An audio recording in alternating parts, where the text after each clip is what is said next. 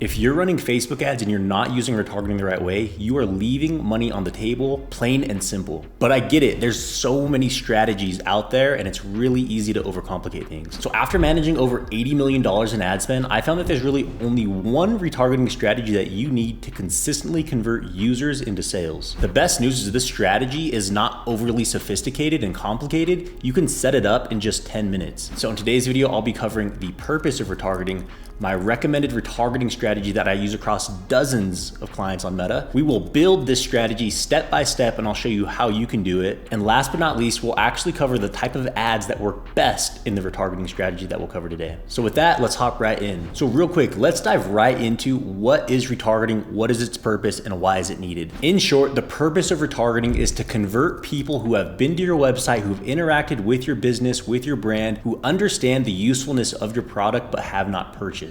So these are people who already know what your product is. They have some sort of trustworthiness with your brand, but for whatever reason, they did not purchase. And so often a retargeting campaign is going to be a very high ROAS campaign because it's really easy because you're already targeting people who are very bottom of funnel. They already trust that your product's a good product and really you just need to get them over the hump. And this is massively different than your cold audiences because your cold audiences are going to be people who've never heard of your brand or your product and they're less likely to purchase. And so all that to say, retargeting is a very low-hanging fruit opportunity for most people to implement in their account if done properly, and you'll typically get a really good return on ad spend if you do it. The key is to know how to structure it, the strategy to implement to scale it to its fullest potential. Now, I'm sure all of you were already somewhat aware of what retargeting is, but just wanted to go over that and cover the basics. And with that, let's hop right into what is that retargeting strategy? What is the structure that I recommend that I use currently across dozens of brands? And so I'm in an ad account and this is what my retargeting campaign looks like right here. And as you can see, it has 3 different audiences. And so we'll break down each one of these, but let's first dive into the mechanics of what the campaign build looks like. This is going to be a typical sales objective campaign. As you can see right here, my campaign objective is sales. We have CBO on. CBO, all that means if you click this button to be on this advantage campaign budget, it's a CBO campaign. And essentially what that means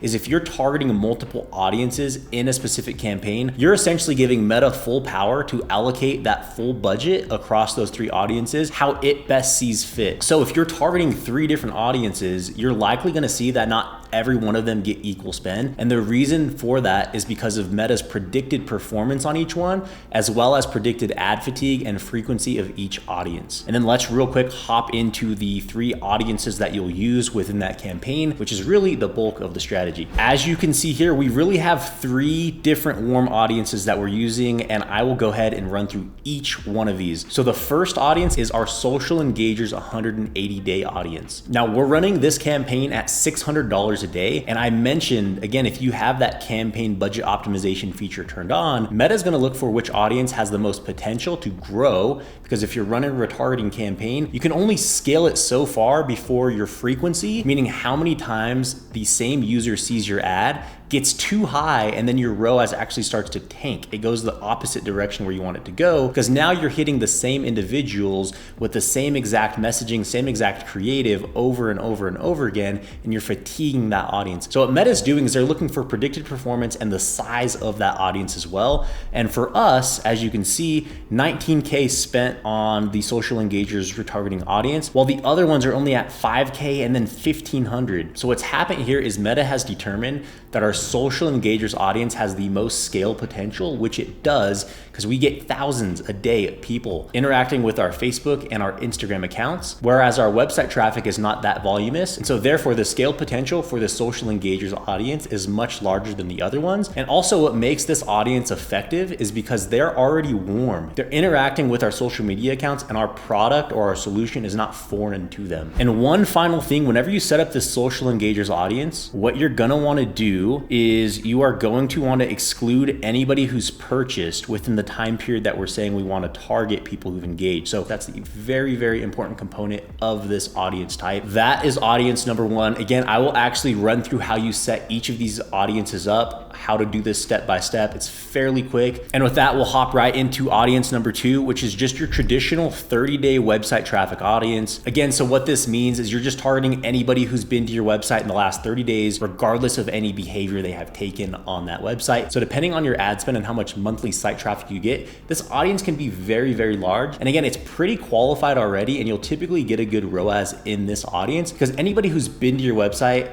is at least familiar with your brand to some capacity. And the conversion rate on users who are familiar with your brand is going to be a lot higher than people who have never been to your website before. So what you want to do, again, I'm in the audience setup. You're just going to want to target 30-day website traffic. So I'll show you guys again how to build this here in a second. And then you want to exclude 30-day purchasers. And then last but not least, you'll see I have a 60-day ATC. And all that means is a 60-day add to cart. These are people who in the last 2 months have come to your website, have added something to the cart, but have not purchased. So these people are very bottom of funnel. They not only went to your website, they added it to the cart. So that shows a lot of purchase intent right there. And so being able to re-engage with these users, they're typically going to convert at an even higher rate than just showing 30-day website traffic because the intent is higher. The only downside is this is typically going to be your smallest audience. So while it's probably your most qualified audience, meaning they've actually done a really bottom of funnel behavior and almost purchased the product, now you're just showing back up in front of them, the size of this actual audience is going to be smaller, meaning it's not going to be able to scale as much. As you can see, this one has only spent $1,500 out of $26K being spent in full. Regardless, this is still a really easy way to impact the blended ROAS of this retargeting campaign. It's typically going to have a better ROAS than the 30-day website traffic audience, but again, it's not going to be as large. So as you can see, even right here, we have a 4 ROAS, whereas right here we have a 3 ROAS. So again, just basic setup. We'll walk through here, and as you can see, I'm targeting 60-day add to carts where people have not purchased. Very important that you set up the exclusion. You do not want to target people who have added to cart and purchased, because then you're just retargeting people who have already purchased even fairly recently, and the conversion rate is going to drop significantly. So I told you guys in the beginning of this video, this strategy is very easy, very quick to implement. So I want to go through and actually just show you how to build these audiences and then how to plug them into a campaign. So I'm in an ad account, and all you'll do when you're in your meta ads is you're going to go to the all tools and then go to audiences. And then from here, all you're going to want to do is click create audience, go to custom audience, go to website next, and we'll start with the retargeting audience. And then all you're going to want to do is make sure you select the actual pixel that your ads are connected to. For us, it's this one. For events, you're gonna wanna do all website visitors. And then for us, again, we're just setting up a 30-day retargeting audience for this one. Then all you have to do from there is name it. I typically just do 30-day website traffic, but you can spell it out further and you can go from there. And so we're building the 30-day website traffic audience right now. And so it'll probably take a few hours to actually populate to its fullness so you can understand how large that audience is, but it is available right now to use. I've now built the audience that I need to target people, but I have to exclude the 30-day website purchasers. So to do that, go back to custom audience, go to website. It's going to be the same process. Once you select the pixel for this audience, all you need to do is go down to the event that you have set up for the pixel, which is purchase. And you're saying, hey, this is people who have purchased in the last 30 days. And so all you'll do is you'll name it 30-day purchasers, and then you'll create it and then hit done. So let's move on to the 180-day social engagers audiences. Those are pretty simple. All you're gonna wanna do is go to custom audience. You're gonna wanna go to Instagram account. All you wanna do is make sure that you select the right Instagram account up here. And then you're just gonna wanna go anyone who's engaged with this professional account. And then again, we're only doing the last 180 days. But if we extend it too far to 365 days ago, they've engaged with our account, sure, we will increase the size of the audience, but the strength of the audience will likely decay because we're targeting somebody who's interacted with the account up to a year ago. So from there, all you'll do is label this Instagram engagers 180 day, and then you will create that audience. And then now we're gonna do the same process for Facebook. So you'll go to custom audience, you're gonna go to Facebook page. Next, you'll find the page, the Facebook page, type in 180 days, Facebook engagers, 180 day. Create. Okay, now we have to go in and create the exclusion because we don't want to target people who have purchased but have engaged with our account. We want to only target people who've engaged but have not purchased. So we'll go through and create audience and custom audience. Similar thing to the one we set up for the 30-day. So you just go, you'll select your pixel, again, run through what event are we wanting to exclude, and it's this purchase one. And you'll type in 180 day, and this would be 180 day purchasers. create this audience. Boom. And then last but not least, let's create the 60-day add to cart audience. So same thing, go back in here, go to website, select your pixel, select the right event. So for us, it was add to cart. We want it to be 60 days. Just name it add to cart.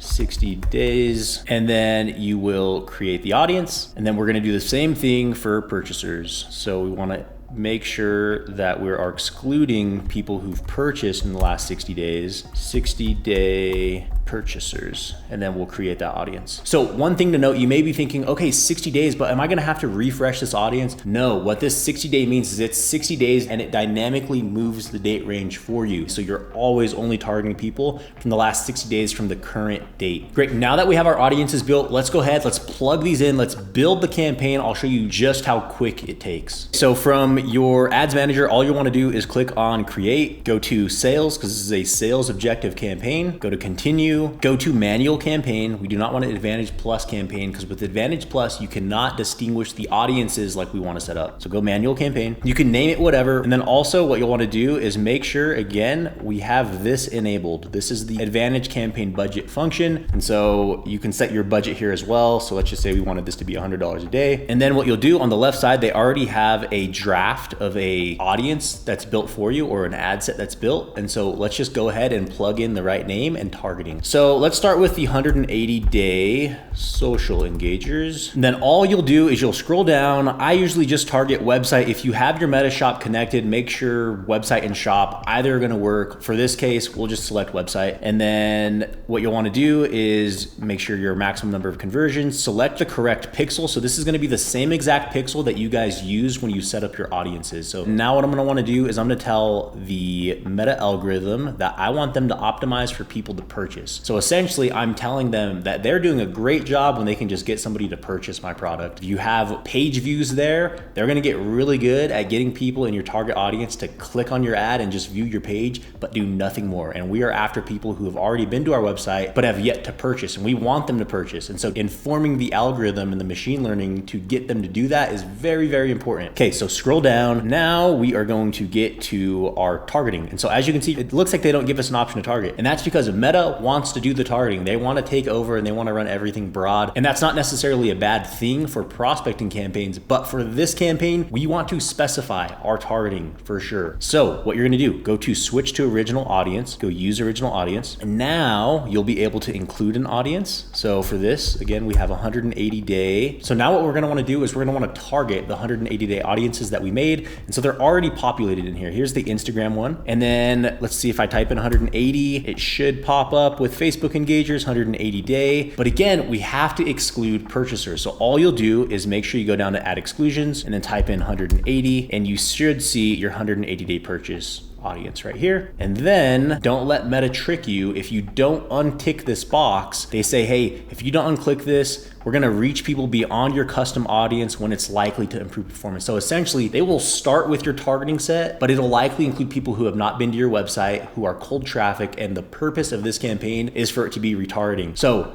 a very sly little thing that Meta likes to do, and a lot of people make this mistake. Simply untick it, and now you know with confidence that your targeting is purely restricted to what we have set up. And then as far as age, gender, or location go, I don't touch any of those simply because if they've been to my website or they've engaged or they've added to the cart, they're already warm traffic, and so I'm not gonna restrict it at all because I'm just gonna lessen the size of that audience when it's already a warm audience. And so all you wanna do from here is these three little dots up here, just go quickly duplicate. Essentially what it's going to do, it's going to duplicate the same thing that we just did. And now this is where you add the rest of your audiences. So hit 30-day website traffic and everything's already set up. All you have to do is change the targeting. So here we're targeting people who have been to the website last 30 days. And again, we're excluding 30-day purchasers. And then we already know that this thing is ticked off since I duplicated the ad set. Let's do it again for the add to cart. And as I mentioned, this can go pretty quick after you build your first one. You just have to change the targeting. So let's quickly duplicate again. Let's rename this to be 60-day add to carts. And we'll scroll down and just adjust the targeting. So now we are going to include 60-day add to cart and we'll exclude 60-day purchasers. Boom, just like that, your retargeting campaign is now built. All you have to do now is go ahead and make ad creative for your retargeting campaigns. And I'm gonna actually dive into that here in just a second on what I recommend, what type of ad creative will work best for this retargeting structure, and that you should consider on an ongoing basis for your retargeting campaigns. So as far as putting the ad creative in your retargeting campaign, what's my recommendation for that? It's really gonna come down to two things. And so number one is simply gonna be pulling your top performing ads and pulling them into your retargeting campaign. So if you have really good ads that are winning in your cold campaigns and your prospecting campaigns, folding those over, duplicating those over, or even better yet, pulling the post ID so you can capture all the existing engagement and using that in your retargeting campaign is only gonna be stronger. Why? Because if it's winning in a cold audience, it's much more likely to win in a warm audience. So that is lowest hanging fruit. You could probably do that today. But if you want to go a step further, and I typically recommend you do, and really get into the mindset, again, if we look at what is retargeting solving, it's getting people over the hump. Why did they add to the cart but not purchase? And so maybe it's a credibility issue. Maybe they just want a little bit of a discount, something that's going to get them over the hump. And so what you can do is you can start to ideate. I recommend that you start to create ad creative that speaks to these pain points and gets people over that hump, whether it's appealing to the amount of reviews and how credible you are in your ads, or whether it's offering a 10% off coupon to this specific retargeting audience, or you could even just flat out call them out in the ad creative or the ad copy and say, hey, I know you've interacted with my social medias and you have not purchased. Why is that? You can do it in a fun way. And really this is gonna be effective because again, you're getting into the mind of these people. You're understanding what gets them over the line to become a customer. So a few tools that I use to help me streamline or gain inspiration in this process from a design standpoint is Motion, as well as the Facebook ad library. So in Motion, for example, I can pull different supplement brands and see what they're doing. And again, maybe I just have an image like this and I take inspiration from this, but maybe I say something witty like, I know you want to try, if they've added to the cart, I know you want to try me. And then underneath I can have a button that says 10% off, use code, whatever. And so these type of things give me great creative inspiration on what my design should look like. And then again, based on the things that I just mentioned, you can include overlay text or whatever incorporated with your design to appeal or combat the thing that's actually keeping the prospect from converting. Also, the Meta Ads library kind of does the same thing. You can see what other brands are doing on here as well. You can just get some inspiration and then you can fold in the proper messaging for your retargeting audiences as you so please. So that is everything. I hope this video helped you understand that meta retargeting can be very effective and very simple. In fact, you can set the campaign up in about 10 minutes or less if you already have those audiences built. So give it a try for yourself or send it to somebody who can benefit from it. And if you're looking for somebody to manage your Meta or your Google Ads accounts, hit the link in the description to book a meeting with my team. Otherwise, subscribe to stay up to date with more videos like this.